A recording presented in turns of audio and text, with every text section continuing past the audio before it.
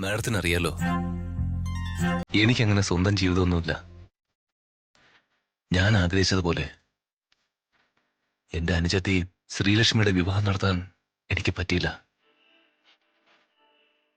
ഇനി അവള് പഠിച്ചുകൊണ്ടിരിക്കുന്നോണ്ട് അവളുടെ പഠനകാര്യത്തിന് എന്തെങ്കിലും സേവിങ്സ് എനിക്കുണ്ടാക്കണം.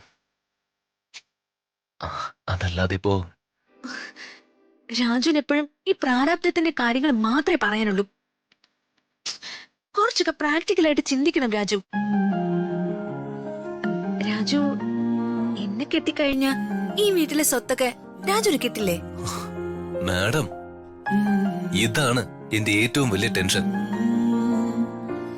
ഞാൻ ഈ സ്വത്തെല്ലാം ആഗ്രഹിച്ചാണ് മാഡത്തെ പ്രണയിക്കുന്നല്ലേ എല്ലാവരും വിചാരിക്കുള്ളൂ. അത് പാടില്ല മാഡം.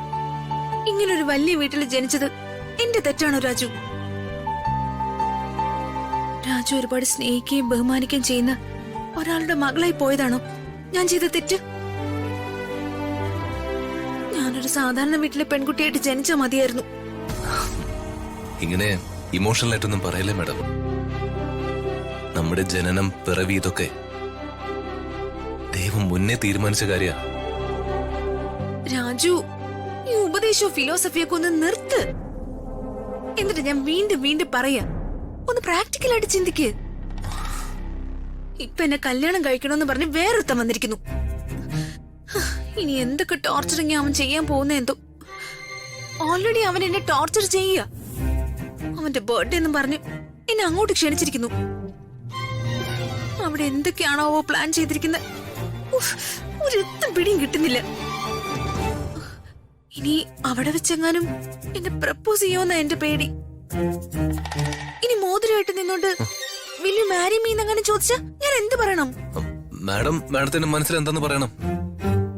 എന്റെ മനസ്സിൽ എന്താണെന്ന് പറയേണ്ടവരോട് പറഞ്ഞിട്ട് അവർക്ക് മറുപടിയൊന്നുമില്ല. ആ റോഹനോട് ഇഷ്ടമല്ലെന്ന് പറഞ്ഞ അവരത് മനസ്സിലാക്കാൻ പോകുന്നുമില്ല. ഐ എം നോട്ട് ഇൻട്രസ്റ്റഡ് എന്ന് പറഞ്ഞു കഴിഞ്ഞാൽ വേറൊരു സിറ്റുവേഷൻ ഉണ്ടാക്കി വിൽ യു മാരി മീന്ന് പിന്നെയും ചോദിക്കും. എനിക്കൊരു പിടുത്തവും കിട്ടുന്നില്ല രാജു. എനിക്കും അറിയില്ല മാഡം എന്താ ചെയ്യേണ്ടതെന്ന്. രാജുന്റെ അടിയൊരു കുറവാ. രാജുന്റെ അച്ഛൻ തരാത്തതാ രാജുന്റെ ഏറ്റവും വലിയ പ്രശ്നം.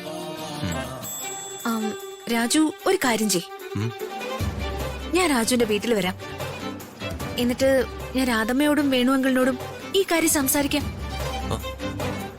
അവരെന്തായാലും ഒരു ഐഡിയ പറഞ്ഞു തരാതിരിക്കില്ല. മാഡം, അതിന്റെയൊക്കെ ആവശ്യമുണ്ടോ?